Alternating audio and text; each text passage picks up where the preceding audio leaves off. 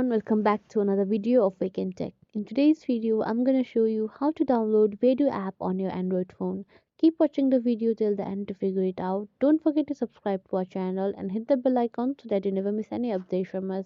So let's get started. Firstly, open up your Play Store app, and once the main tab is open, click on the search bar at the top of the screen and then write in Vedu.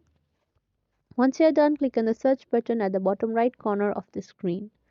As you can see, the Vedu app is available to be downloaded. Click on the install button and now all you have to do is wait. Once the downloading percentage hits 100, the app will be successfully downloaded on a mobile phone. Once the open button turns green, tap on it and it will directly take you to the Vedu app.